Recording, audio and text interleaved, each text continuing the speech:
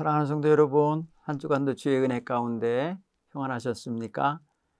우리가 지금 부활절기를 살아가고 있는데 생명력 넘치는 신앙생활, 또 빛과 소금된 생활을 잘 감당하는 그러한 부활절기가 되어야 할 줄 믿습니다. 오늘은 본격적으로 4장을 좀 더 공부하려고 그래요. 4장 1절로 37절까지 말씀을 제가 다 읽어 드리도록 할게요. 여기에서도 두 가지 커다란 문제를 해결하시는 그런 하나님의 놀라운 역사를 엘리사를 통하여 이루시는 역사를 보게 됩니다. 한번 제가 성경을 읽어보겠습니다. 열왕기하 4장입니다. 선지자의 제자들의 아내 중에 한 여인이 엘리사에게 부르짖어 이르되 당신의 종 나의 남편이 이미 죽었는데 당신의 종이 여호와를 경외한 줄을 당신이 아시는 바니이다. 이제 빚준 사람이 와서 나의 두 아들을 데려가 그의 종을 삼고자 하나이다 하니 엘리사가 그에게 이르되 내가 너를 위하여 어떻게 하랴? 내 집에 무엇이 묻는지 내게 말하라. 그가 이르되 계집종의 집에 기름 한 그릇 외에는 아무것도 없나이다 하니 이르되 너는 밖에 나가서 모든 이웃에게 그릇을 빌리라. 빈 그릇을 빌리되 조금 빌리지 말고 너는 네 두 아들과 함께 들어가서 문을 닫고 그 모든 그릇에 기름을 부어 차는 대로 옮겨 놓으라 하니라. 여인이 물러가서 그의 두 아들과 함께 문을 닫은 후에 그들은 그릇을 그에게로 가져오고 그는 부었더니 그릇에 다 찬지라. 여인의 아들들이 이르되 또 그릇을 내게로 가져오라 하니 아들들이 이르되 다른 그릇이 없나이다 하니 그 기름이 곧 그쳤더라. 그 여인이 하나님의 사람에게 나아가서 말하되 그가 이르되 너는 가서 기름을 팔아 빚을 갚고 남은 것으로 너와 네 두 아들이 생활하라 하였더라.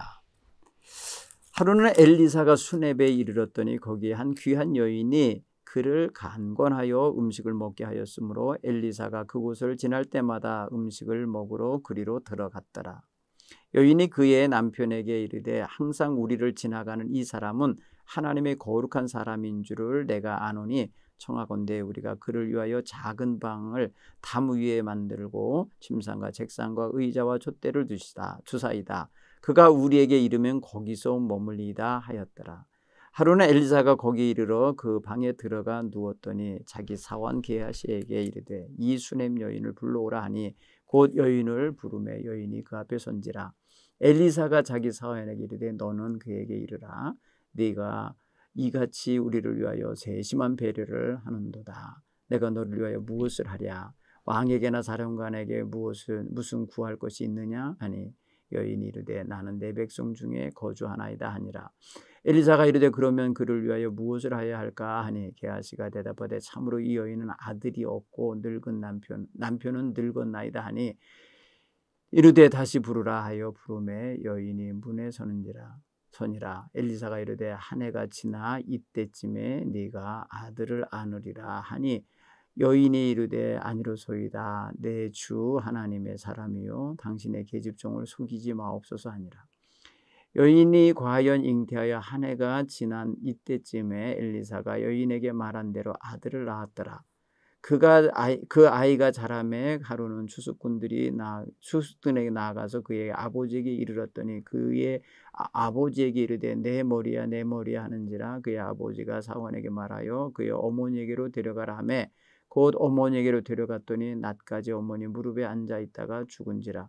그의 어머니가 올라가서 아들을 하나님의 사람의 침상 위에 두고 문을 닫고 나와 그의 남편을 불러 이르되 청하건대 사람 한 명과 나귀 한 마리를 내게로 보내소서. 내가 하나님의 사람에게 달려갔다가 돌아오리다 하니 그의 남편이 이르되 초하루도 아니요 안식일도 아니거늘 그대가 오늘 어찌하여 그에게 나아가고자 하느냐 하는지라. 여인이 이르되 평안을 비나이다 하니라. 이에 나귀의 안장을 지우고 자기 사원에게 이르되 몰고 가라. 내가 말하지 아니하고도 나를 위하여 달려가기를 멈추지 말라 하고 드디어 갈멜산으로 가서 하나님의 사람에게로 나아가니라. 하나님의 사람이 멀리서 그를 보고 자기 사원 게하시게 이르되 저기 수넴 여인이 있도다. 너는 달려가서 그를 맞아 이르기를 너는 평안이냐 네 남편이 평안하냐 아이가 평안하냐 하라 하였더니 여인이 대답하되 평안하다 하고 산에 이르러 하나님의 사람에게 나아가서 그 발을 아는지라. 게하시가 가까이 와서 그를 물리치고자 하며 하나님의 사람이 이르되 가만두라. 그의 영혼이 괴로워하지만은 여호와께서 내게 숨기시고 이르지 아니하셨도다 하니라. 여인이 이르되 내가 내게 내 주께 아들을 구하더이까 나를 속이지 말라고 내가 말하지 아니하였더이까 하니 엘리사가 게하시에게 이르되 네 허리를 묶고 내 지팡이를 손에 들고 가라. 사람이 만나거든 인사하지 말며 사람이 네게 인사할지라도 대답하지 말고 내 지팡이를 그 아이 얼굴에 놓으라 한지라. 아이의 어머니가 이르되 여호와께서 살아계심과 당신의 영혼이 살아계심을 두고 맹세하노니 내가 당신을 떠나지 아니하리다. 엘리사가 이에 일어나 여인을 따라가니라. 게하시가 그들보다 앞서가서 지팡이를 그 아이의 얼굴에 놓았으나 소리도 없고 듣지도 아니하는지라. 돌아와서 엘리사를 맞아 그에게 말하여 아이가 깨지 아니하였나이다 하니라. 엘리사가 집에 들어가 보니 아이가 죽었는데 그의 침상에 눕혔는지라. 들어가서는 문을 닫고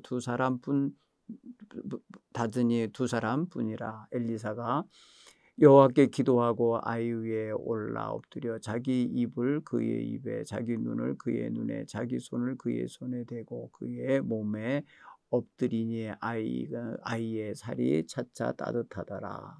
엘리사가 내려서 집안에서 한 번 이리저리 다니고 다시 아이 위에 올라가 엎드리니 아이가 7번 지체기를 하고 눈을 뜬지라. 엘리사가 게하시를 불러줘 수넴 여인을 불러오라 하니 곧 부름에 여인이 들어가서 엘리사가 이르되 네 아들을 데리고 가라 하니라. 여인이 들어가서 엘리사의 발 앞에서 땅에 엎드려 절하고 아들을 안고 나가니라. 아멘. 여러분 열왕기하 4장에는 이렇게 두 여인, 곤경에 처한 두 여인의 문제, 자식의 문제를 해결해 주고 있다는 걸 우리가 읽을 수 있어요. 두 가지 다 엘리사가 행한 놀라운 기적의 행위라고 볼 수 있어요. 오늘 이것을 보면서 오늘 우리에게 주시는 말씀을 한번 생각해 보도록 하겠습니다.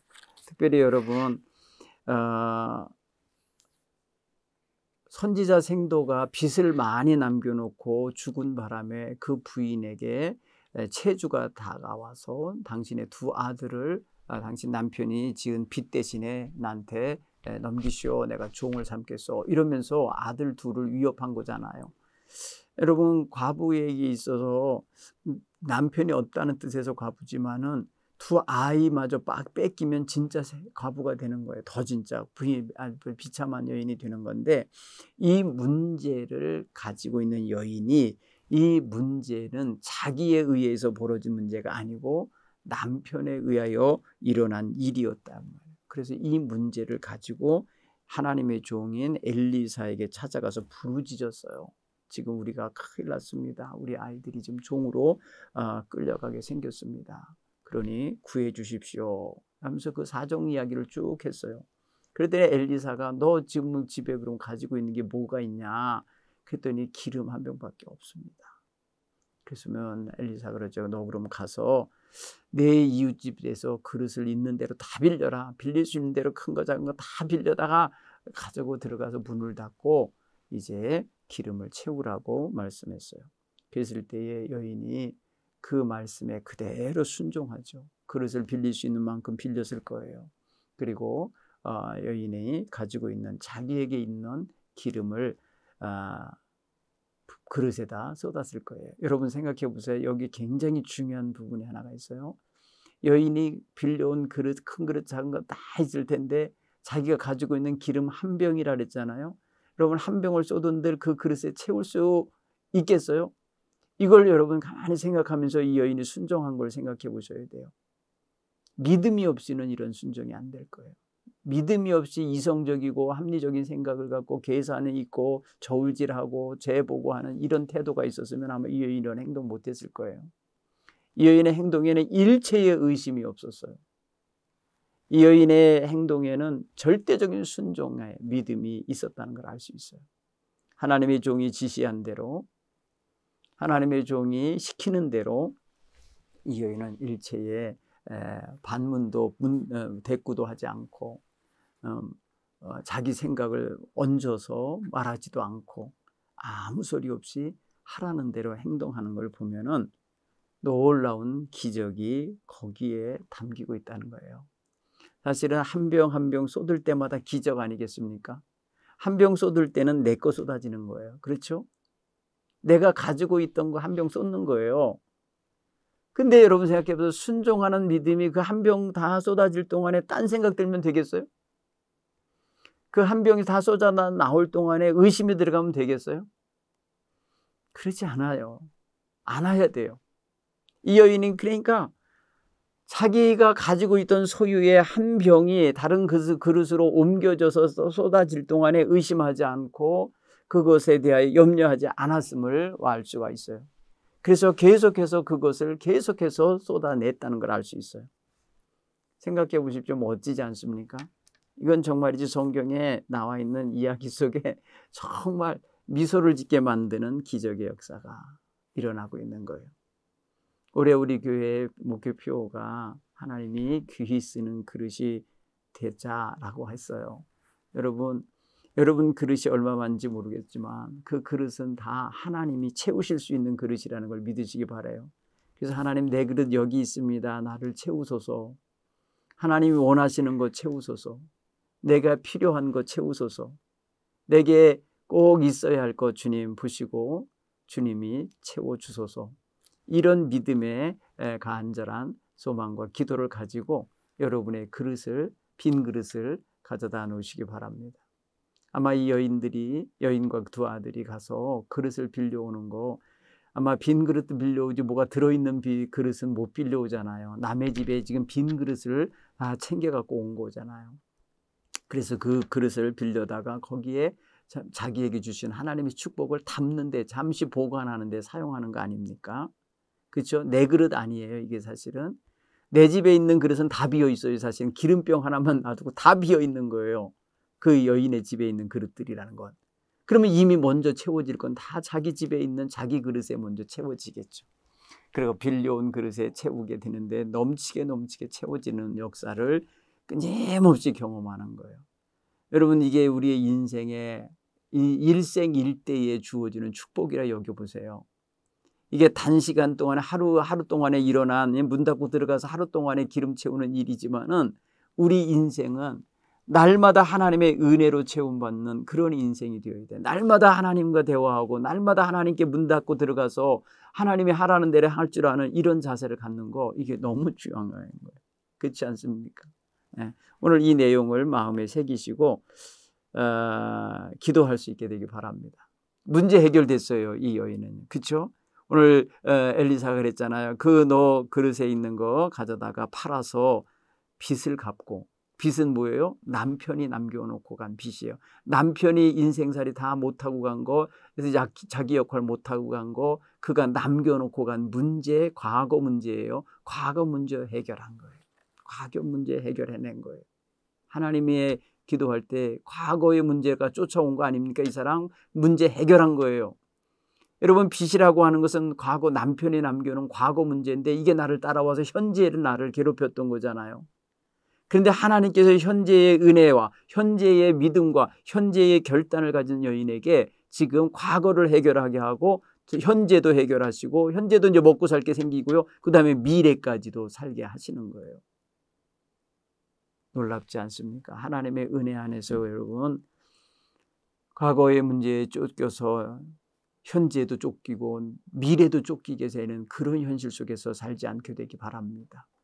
하나님 앞에 다 내어 맡기시고 의지하시고 하나님이 하라 하시는 대로 행해낼 수 있게 되기 바랍니다. 그러면 과거의 문제도 채움받고 해결되고 더 이상 나를 괴롭히지 못하게 만들어 주실 것이요.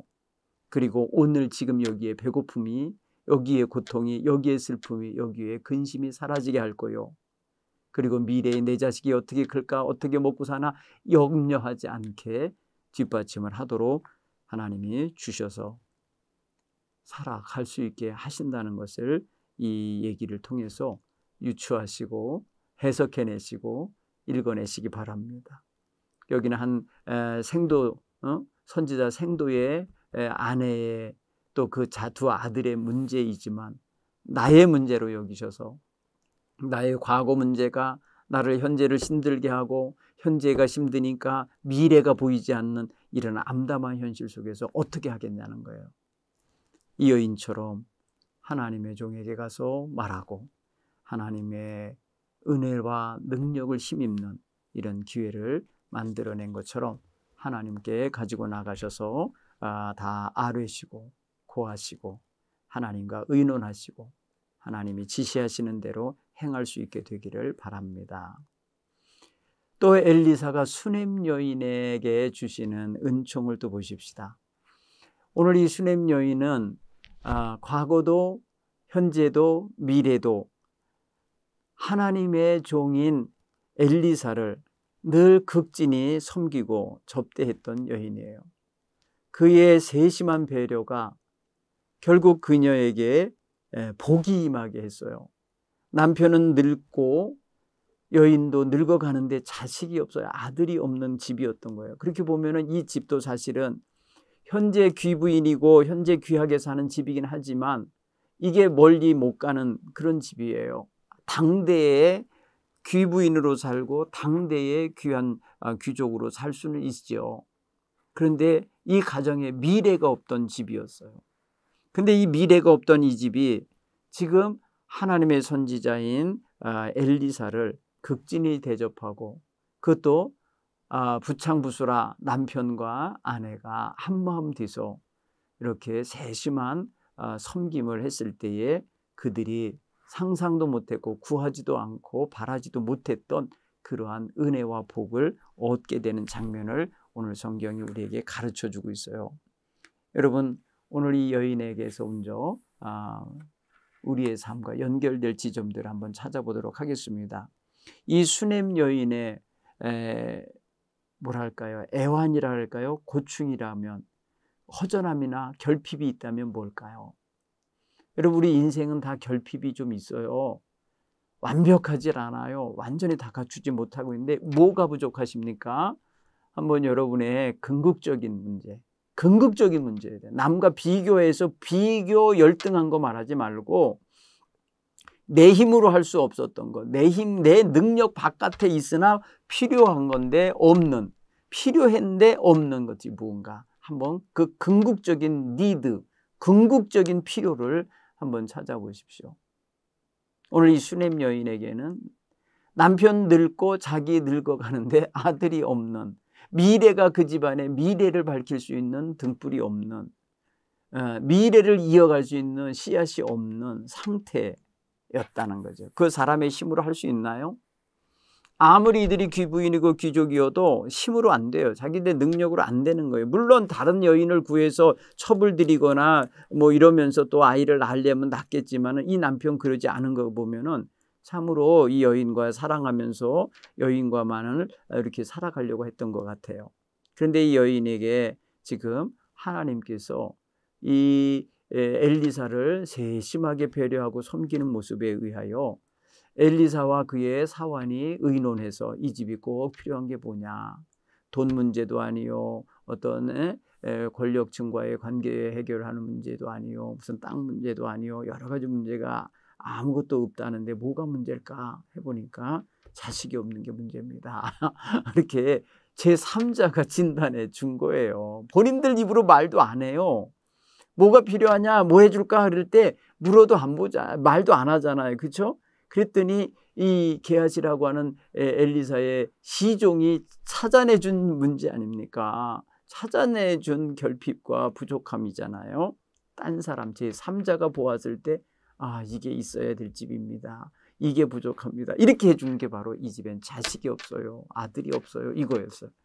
자, 결국에는 성경에도 보면은 늙고 쇠약해가는 부부에게 아이를 주시는 장면이 몇 군데가 나오죠.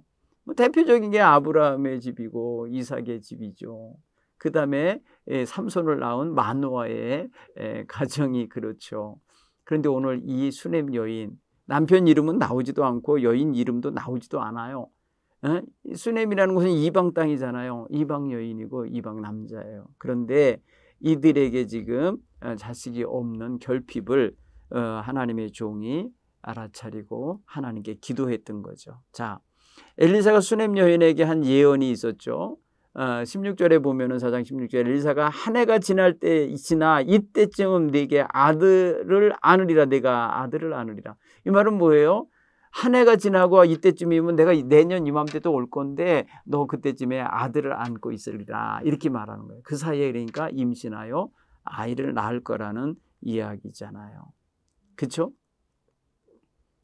바로 이제 응답이 그 해에 이루어지는 거죠. 태중에 아이가 생기는 거고 그 다음 해에 아이가 출산하여 안겨 있게 되리라는 거죠. 작은 아이인 거예요. 그렇죠? 자, 그런데 여인은 아니로소이다. 대답하는 게 뭐예요? 17절에 보면은 16절의 끝에 보면은 내 주 하나님의 사람이요 당신의 계집종 나를 속이지 마십시오. 이렇게 표현해. 그러니까 이거 뭐예요? 거절의 의미라기보다는 어떤 불가능할 겁니다 라고 하는 이런 어떤 마음일 수도 있어요. 지금까지도 애를 못 낳는데 무슨 내년에 아이를 갑자기 낳습니까? 뭐 이런 차원인 거죠. 그런 거에 보면은 이 여인은 어떻게 보면은 자기가 내년에 아이를 낳을 거라고 하는 예언자의 말에 당황함도 담겨 있지만은 전혀 기대하지 않았던 일에 대한 어떤 이야기를 들은 거기 때문에 믿어지지 않는 거지. 한마디로 말하면 믿어지지 않는 말을 해준 거예요. 그러니까 그 당시에 그 여인이 아이를 낳는다? 이거는 일반적인 사람들이 다 자타가 불가능해 이렇게 생각하고 있었던 나이쯤인 것 같아요. 그러니까 이 수넴 여인이 그렇게 말하는 아니 그럴 리가 있습니까? 아닙니다. 응? 내 주 하나님의 사람이요 당신의 계집종을 속이지 마십시오. 이게 속이는 말 거짓말로 들려지는 거죠. 여러분 가만히 생각해 보세요. 제가 이거를 한번 히브리어로다가 속이지 말라는 말을 뭘로 썼는가 한번 제가 한번 읽어보겠어요. 히브리어에서는요, 누군가에게 어떤 마음을 이렇게 속인다라는 말은 거짓말한다는 그런 의미예요. 거짓말한다. 여러분 거짓말한다는 건 카자부라는 히브리어인데 어떤 그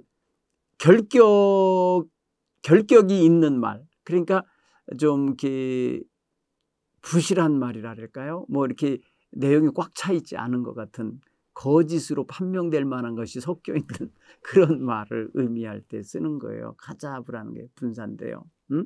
그런데 이 커자부 하지 마십시오 이 소리잖아요. 그러니까 속이지 마소서 이 말은 거짓말하지 마세요. 뭐 이렇게 우리가 쉽게 얘기할 수 있어요. 근데 지금 엘리사는 여인을 진심으로 위해 주면서 세심한 배려를 받고 접대받는 것에 고맙고 감사해서 하나님의 종으로서 축복을 해주는 거거든요. 근데 여러분 축복을 거짓말로 합니까?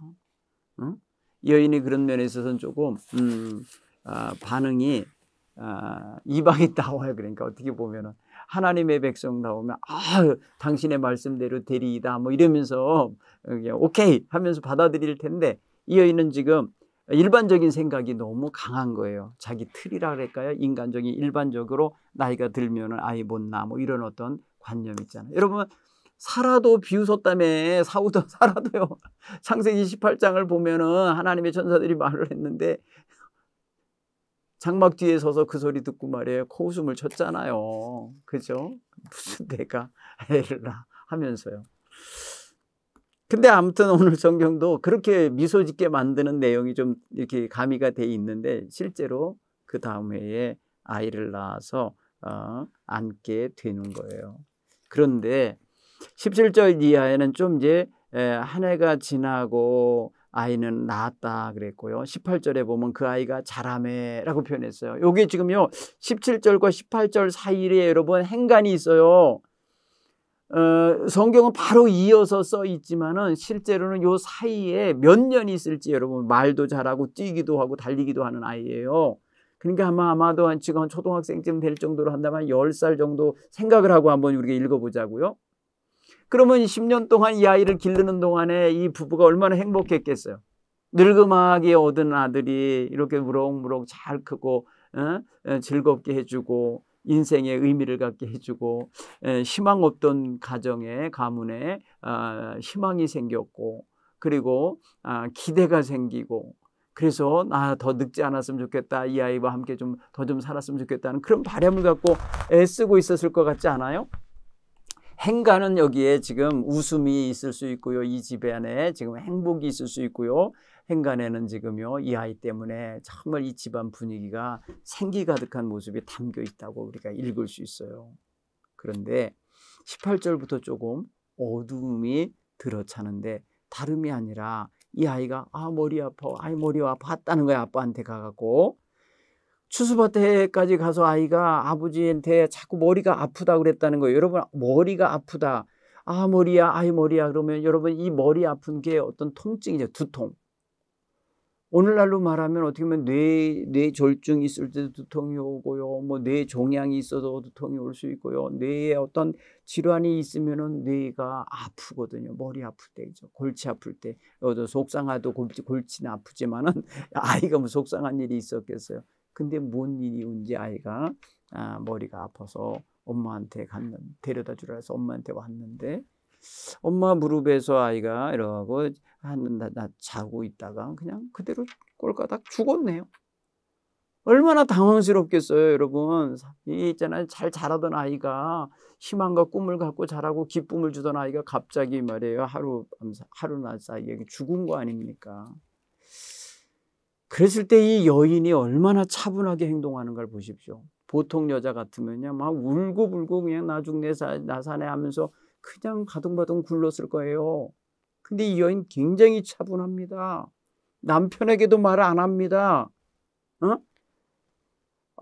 정말 대단해요. 그냥 남편에게 뭐라는 줄 아세요? 남편에게 말하기를 나 그냥 사원 한 명과 함께 엘리사 선지자 좀 가서 만나고 오겠습니다. 하나님 사람 좀 만나고 오겠습니다. 오늘 성경 표현 보면 22절에 보면요. 이렇게 말을 해요. 청하건대 사원 한 명과 나귀 한 마리를 내게로 보내소서. 내가 하나님의 사람에게 달려갔다가 돌아오리다. 달려갔다 돌아오리다. 아니 지금 아이가 죽었어요. 애가 죽어서 지금 침상에 누워 있어요. 하면서 어떻게 하냐고 막 울고불고 하면서 이래야 될 여자잖아요. 그런데 아니에요. 어떻게 이렇게 가능할까? 한번 보세요. 엘리사를 찾아가고 있는 여인. 그저 이 수넴 여인은 아이가 죽었는데 남편에게도 숨기고 말하지 않고 그 다음에 사환들에게도 말하지 않고 주변 사람 누구 의사를 부르거나 이러지 않고 인간적인 방법과 수단을 동원하려 하지 않고 하나님의 사람 엘리사를 찾아간다는 거예요. 기가 막힌 거 아닙니까? 지난번에 그가 10여 년 전에 10여 년 지나면 성경에 없는 거지만 제가 이제 추측해서 말하는 거예요. 아이가 낳기 1년 전에 나를 속이지 말라고 이렇게 말했던 여자잖아요. 그런데 속인 게 아니라 실제로 1년 후에 정말 아이를 낳았잖아요. 그랬을 때 이 여인은 어떻게 했을까요? 마음이 아마 임신한 것을 알 때부터 내가 실수했구나, 실수했구나. 하나님의 사람에게 내가 거짓말하지 말라, 속이지 말라 말했으니 내가 실수한 거구나 알았을 거예요. 그리고 자기가 태중에 아이를 가지고 아이가 자라나고 아이가 발길질하면서 느끼게 할 태동을 느낄 때 하나님의 사람의 말이 맞았다. 하나님의 역사가 대단하다는 걸 믿었을 거예요. 그렇죠? 생명의 주인은 하나님이시라는 걸 알았을 거예요. 그렇죠? 그러니까 이 아이를 길러가는 과정 속에 자기가 좋은 거 먹이고 좋은 거 입혔다고 사는 게 아니라는 걸 알겠죠. 그러니까 이 여인이 지금 행동하는 행동의 그 이면에는 뭐가 깔려 있냐면은 생명의 주인이신 하나님께 거해달라고 하나님의 사람을 찾는 거 아니겠냐는 거예요. 기가 막히고 황당한 일을 당했는데도 지금 남편에게도 알리지 않고 인간적인 방법 동원하지 않고 엘리사의 방에 올려서 엘리사의 침상에 눕혀놓고 엘리사에게로 달려가는 거 보세요. 아니 애가 죽었으면 자기 방에 놓고 자기 엄마 침대에다 눕혀놓고 이제 자기 아이가 평소에 눕던 데다 놔야지 왜 선지자의 방으로 데리고 들어가서 그 옥탑방에 그 게스트룸에다 갖다 눕혀놓고 거기 침상에 얹혀놓고는 거기 오고 가셨던 그 하나님의 사람을 찾아가는데요. 여기 수넴에서부터 지금 갈멜산까지 갔다는 거예요. 수넴에서 갈멜산 상당히 멀어요. 그 먼 길을 이 여인이 아이를 그냥 죽은 채로 침대에 눕혀놓고 그걸 달려가고 있다? 이 대단한 거예요. 여러분, 장례를 치렀어도 벌써 몇 번을 치를 수 있는 시간인 거예요. 그 기간은요. 그 먼 길을 갔다 오는 기간은요. 근데 사실 생각해 보면요, 이 여인의 행동은 범상치 않은 거예요. 아마 남편도 묻지 않았을까 싶어요. 남편도 아마 그 여인이 하나님의 사람을 찾아간 사이에 아이가 들판에 나와서 머리 아프다 그러다가 엄마한테 데려다 주라고 데려왔는데 애는 집에 와보니까 애는 없고 엄마도 지금 어디 갔다 온다고 가니 궁금하지 않겠어요? 애에 대해서 아마 물었을 것 같아요. 저는 행간은 기록은 안 돼 있어요. 여기 성경에 기록이 안 돼 있어요. 그죠? 이 여인 남편은 그냥 아내가 하는 행동을 이해 못하는 거예요. 그러니까 남편에게 아들이 죽었어요. 나 그래서 선지자에게 갔다 와야겠어요. 이게 아는 거니까 남편이 말하잖아요. 아니 오늘 초하루도 아니고 안식일도 아닌데 그대가 어째서 하나님 사람에게 나가고자 하냐. 그런데 여인이 말하는 거 보세요. 여인이 말하는 평안입니다. 평안입니다. 별일 아니라 이 소리겠죠? 평안한 일이에요. 아니 지금 평안한 일 맞습니까? 이 여자 대단하다는 거예요. 여러분 한번 생각을 해보세요. 그리고는 나귀 안장 지우고 거기에 사환을 붙여갖고 사환아 너 이 나귀를 좀 몰고 뛰어라. 내가 그만하랄 때까지 뛰라는 거예요. 내가 그만 달리라고 할 때까지 달리라고 하면서 그냥 멈추지 말고 달렸다는 거예요. 24절에 보세요. 이 여인의 이 행동은요. 누구도 이해할 수 없는 그런 자세예요. 드디어 갈멜산에 가서 하나님의 사람에게 나갔다. 하나님의 사람이 이제 이 카메라 뭐랄까요 앵글이 딱 화면이 바뀌어서 갈멜산에서 저기 달려오고 나귀 타고 달려오는 여자를 보니까 지금 수넴 여자라는 걸 알아차렸어요. 그래서 게하시에게 물어보는 게 엘리사가 야 저 뭔 일이냐 가서 물어봐라. 그랬을 때 물어보잖아요. 달려가서 너는 평안하냐? 네 남편은 평안하냐? 네 아이는 평안하냐? 그때 이 여자 보세요. 평안합니다. 이렇게 말을 했다. 그러니까 하나님의 사람이 말하는 거예요. 하나님 앞에. 여호와께서 이렇게 말해요. 이 사람이 하나님의 사람이 이르되 가만두라. 그의 영혼이 괴로워하지만은 지금 영혼이 지금 괴로워하는 걸 읽어냈어요. 괴로워하지만은 여호와께서 내게 숨기시고 이르지 아니하셨도다. 이 여인도 지금 말하지 않았어요. 아들이 죽었다고 평안하다고 그랬어요. 그죠? 그 사환에게 그렇게 그렇게 안부를 전했잖아요. 사환이 막 와서 평안한 일이래요. 말한 걸 거예요. 근데 이제 산에 머물고 있었던 엘리사가 딱 왔을 때 이 영혼이 지금 굉장히 괴롭구나라는 걸 알았어요. 괴로운 영혼으로 왔다는 것. 근데 여호와께서도 지금 아직 말씀을 안 하셔요. 여인이 내가 내 주께 아들을 구하였더이까 나를 속이지 말라고 내가 말하지 아니하였더이까 이렇게 따졌어요. 보니까 이 여인은 지금 사실 내 아들 죽었어요 라는 말 안 해요. 그냥 뭐라 그래요? 내가 언제 아들을 구했습니까? 내가 속이지 말라고 그랬었잖아요. 지금 이제 속인 것처럼 돼버린 거예요. 왜? 아이가 죽어서 자기 품에서 떠나게 하게 생겼잖아요. 지금 이 여인이 말하는 방법, 말하는 어법을 보면은 직설적으로 자기 아들이 죽었으니 빨리 와서 살려내 주세요. 뭐 고쳐주세요. 뭐 이런 말을 안 해요. 그러니까 굉장히 말이 축약이 돼 있고 과정이 굉장히 많이 축약이 돼 있어. 내가 말했잖아요. 내가 언제 아들을 구했습니까? 내가 날 속이지 말라고 그랬잖아요. 라는 말 속에 다 담긴 거예요. 그러니까.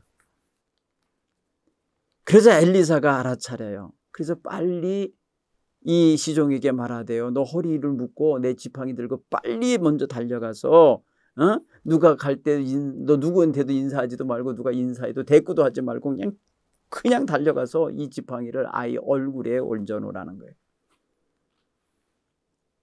여러분 이게 바로 어떻게 보면은 하나님의 사람이 아이의 영혼과 아이의 육신의 분리를 막으려고 빨리 갖다 놓은 것일 수 있어요. 행동이 그 제의적 행위이죠. 주술적 행위라고 볼 수도 있겠죠. 여러분 주목하셔야 돼요. 여기 지금 29절에 있는 거하고 33절에 있는 이야기를 한번 29절에는 뭐라 그랬어요? 게하시에게 서리 들고 가서 내 지팡이를 들고 가거라. 그 사람 만나도 인사하지 말고 또 그 사람이 인사하더라도 대답하지 말고 이게 머물 시간 없게 하느라고. 사람아가 안부 묻는 동안에 잠시 가도 멈춰야 되잖아요. 그러지 않고 그냥 곧장 뛰어가게 하기 위함이에요. 내 지팡이를 그 아이의 얼굴에 놓으라 이렇게 말했고 33절에 가면은 들어가서 문을 닫으니 두 사람뿐인데 엘리사가 여호와께 그때서 이제 기도하죠. 그렇죠? 여기 보면 두 가지 방법이에요. 엘리사의 지팡이로 일단은 그 아이의 얼굴에 올려놓고 이게 주술적 행위예요. 행위. 그리고 기도를 이제 정식으로 가서 이 아이를 위하여 기도하고 그 다음에 세 번째로 한 게 그의 행동을 보면 34절에 여러분 보면은 그의 이제 행동을 보면은 아이 위에 올라가 엎드렸다 그래서 입에는 입, 눈에는 눈, 그러니까 얼굴을 포개는 거예요. 얼굴을 포개서 대고 몸을 그 아이와 포개어서 알아서 그 아이의 몸이 따뜻해지게 체온 전달을 하고 있는 거고 이 눈과 이 코와 또 이마와 또 입과 이걸 모두 대면서 이 살결과 살결을 대면서 지금 체온이 전달되도록 하고 있어요. 그러니까 아이의 살이 차차 따뜻하더라. 그리고 집에 내려와서 또 다시 밑에 내려와서 운동을 한 건지 또 엘리사가 집안 여기저기를 다니면서 있다가 다시 올라가서 똑같은 행위를 했더니 이 아이가 7번 재채기를 하고 눈을 떴다라고 했어요. 살아난 거죠.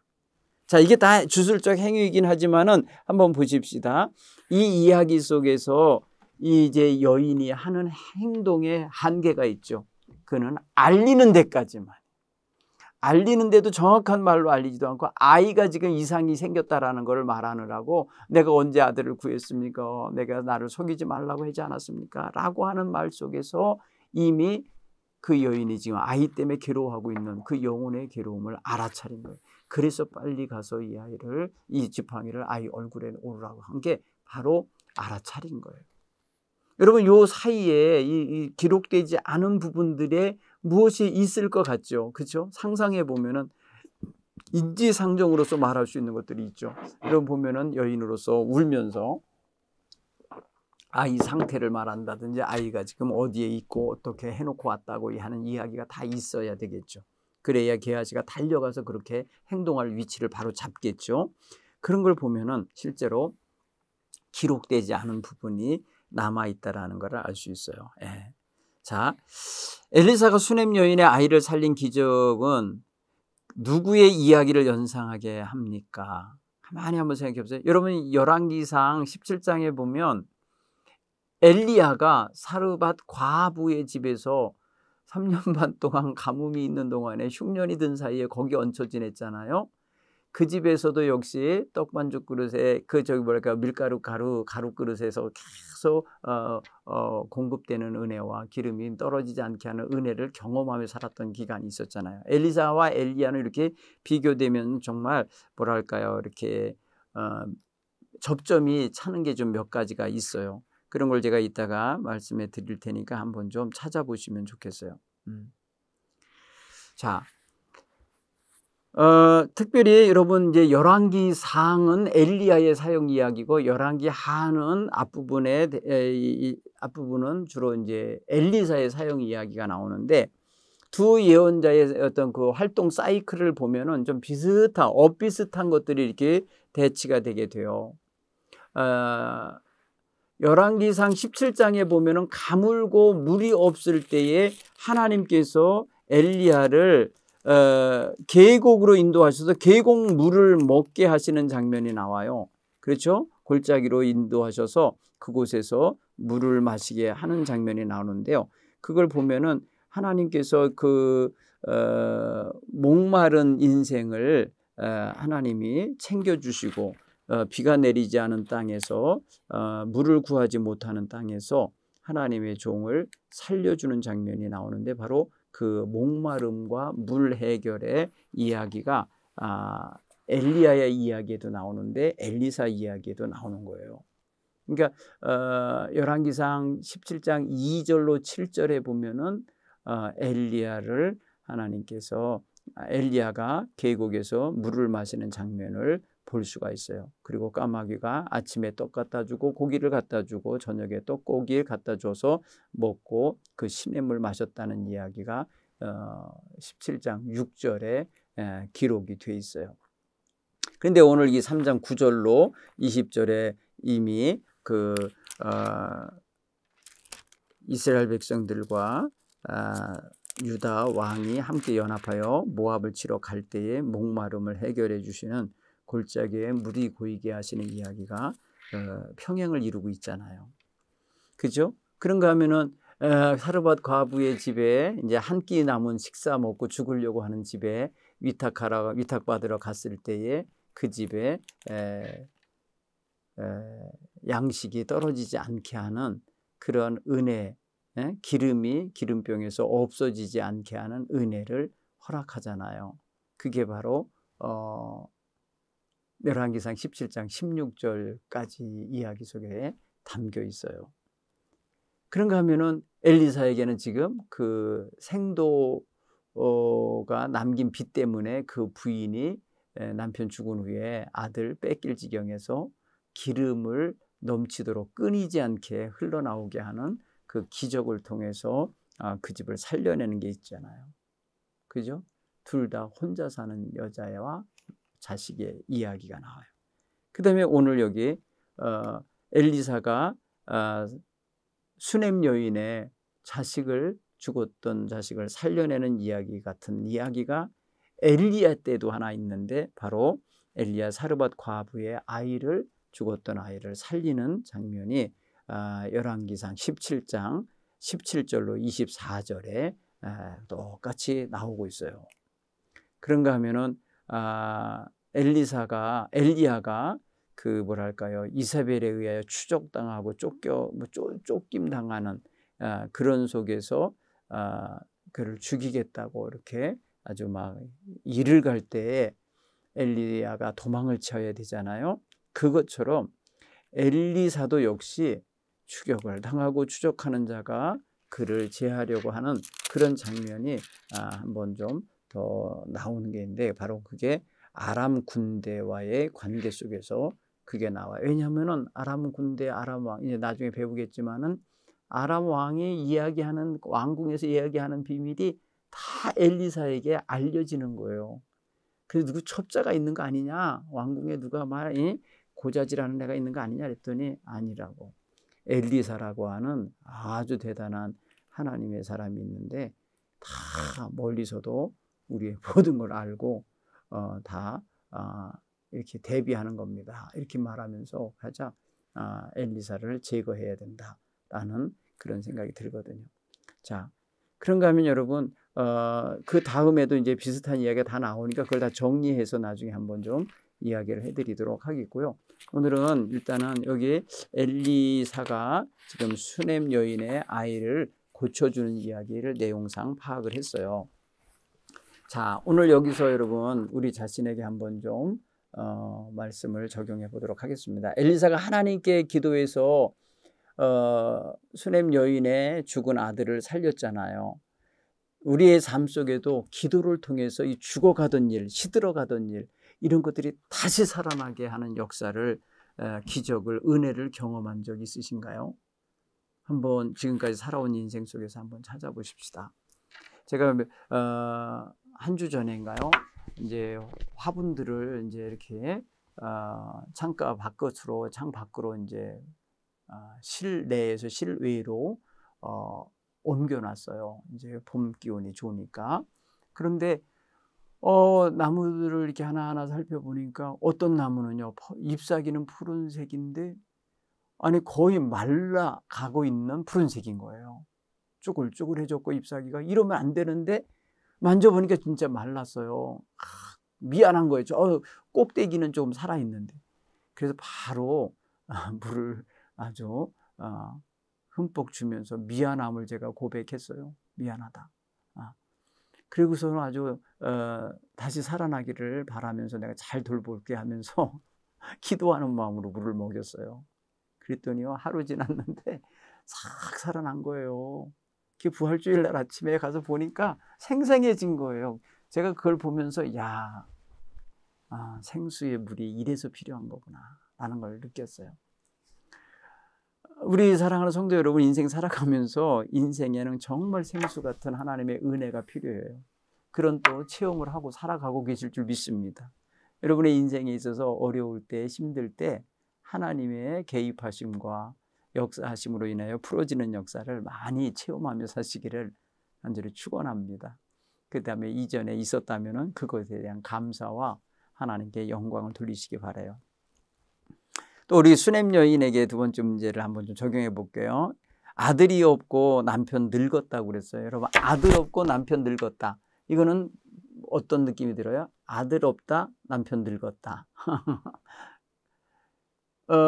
아들도 없고 남편은 늙어가고 있다라는 건 어떻게 보면 되게 절망적인 상황 내지는 어떤 희망이 없고 쓸쓸하고 내지는 좀 약해 보이고 이게 무너져 내리는 것 같은 이렇게 다운되는 느낌이 들어요. 그런데 이러한 상황에서 하나님의 종이 알아차리고 그것을 위해 기도하고 축복할 때에 놀라운 역사가 일어났잖아요. 자, 우리의 삶 속에서 현재 가장 현실적인 고충이 뭘까? 여러분, 하나님 앞에 제가 아까도 표현했듯이 궁극적인 문제, 궁극적인 니드, 필요를 우리가 하나님께 알아야 된다 이거예요. 우리는 need라는 건 이거는 이제 영어로 need는 필요해, 필요 불가결하다, 꼭 있어야 되는 것을 need라고 그런다면은 want라고 하는 영어는요, 원하는 거예요. 그냥 내 욕망이 원하는 거, 이것도 원하고 저것도. 그러니까 예를 들어서 사과를 먹고 있는데 배도 먹고 싶어서 배도 원하는 거, 이런 원함이 지금 여기 있는데 먹을 게 있는데도 저기 지금 내 이 식탁에 지금 없는 저 배도 감도, 귤도 이렇게 더 원하는 원트가 있을 수 있어요. 그런데 하나님 편에서 봤을 때 아무것도 없어서, 먹을 것이 아무것도 없어서 영양분이 부족한 사람에게 비타민을 줘야 되는데 꼭 필요한 비타민이 담겨있는 오렌지 하나를 주고 싶으신데 하나님 편에서 봤을 땐 그게 니드인 거예요. 없는 사람, 꼭 있어야 되는데 없는 걸 채워줄 수 있는 거, 우리 하나님께 구할 게 뭐가 있는가 한번 보십시오. 여러분에게 정말 없는 게 뭔가, 가장 고충이 되는 게, 그래서 고충이 되는 게 뭔가, 그래서 희망이 사라지는 게 뭐가 있나 보셔서 하나님께 아뢰실 수 있기 바랍니다. 세 번째로 우리 하나님은 엘리야의 대를 이어서 엘리사를 통해서 하나님 백성을 케어하고 이끌고 지도하셨잖아요. 하나님의 역사는 이렇게 계속되고 이어집니다. 지금까지 하나님의 역사는 시대마다 시대 일꾼들을 세우셔서 이끌어 오신 거예요. 잘났느니 못났느니는 평가 기준이 다 다르겠지만, 시대적으로 다 다르지만은 하나님이 사용하시는 그릇은 크든 작든지 있었다는 거예요. 그 시대마다. 그죠? 대예언자가 있는가 하면 소예언자가 있고, 대사사가 있는가 하면 소사사가 있고, 작게 활동하고 며칠 활동하다가 말았을지라도 하나님이 필요하면 쓰시는 거예요. 기둥으로 쓰는 그런 목재도 있지만 부직갱이로 쓰는 작은 그릇, 그 막대기도 있는 것처럼 하나님께서는 시대마다 필요한 그릇을 쓰시거든요. 자, 우리는 여기서 우리 세대에서 넘겨 다음 세대에게, 다음 세대라는 소리는 우리 교회의 청년들, 교회 학교 아이들, 우리 자녀들, 이게 생각하면 돼요. 무엇을 준비해 줘야 되고 무엇을 우리가 연결해 줘야 될까? 물론 빚을 남겨준 것처럼 이 엄마, 아버지가 그냥 저기 빚 남기고서 죽어갖고 아들이 종으로 팔려가면 그건 희망을 준 게 아니죠. 얘네들은 종으로 팔려가면 노예가 되면요, 희망이 없는 인생 망치는 거 아닙니까? 아버지의 삶의 결과가 자식을 희망 없는 절망하는 그런 다음 세대가 되게 할 수도 있었던 거 아니에요. 그거 해결한 게 지금 엘리사잖아요. 하나님의 역사잖아요.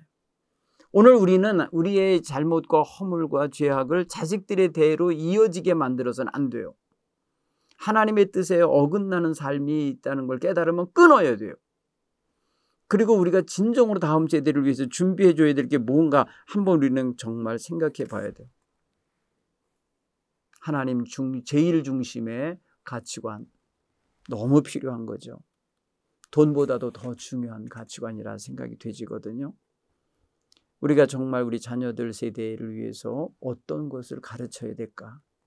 보통 부모들은 자녀들이 자기가 못한 것을 대신해 주기를 바라여서 사회적 성공을 강조하거나 갑부가 되기를 원하거나 아니면 무슨 뭐 이런저런 영향력 있는 사람 되기를 더 원하는 경우도 있어요. 근데 더 중요한 건요, 내가 못한 것을 대신 행하는 자식이 되게 하는 게 아니라 내가 지금 하나님 경외하고 사는 것처럼 살도록, 내가 하나님 없이는 살 수 없다고 고백하는 그 믿음의 가치관을 전달해 주는 것, 이런 것들이 여러분 소홀히 되면 안 돼요.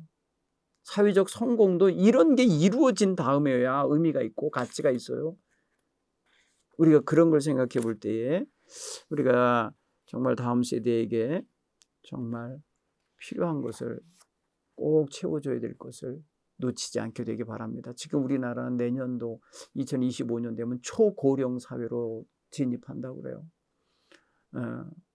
노령 인구가 전체 인구의 25% 가까이 되면요, 이건 굉장히 심각한 나라 형태가 되는 거예요.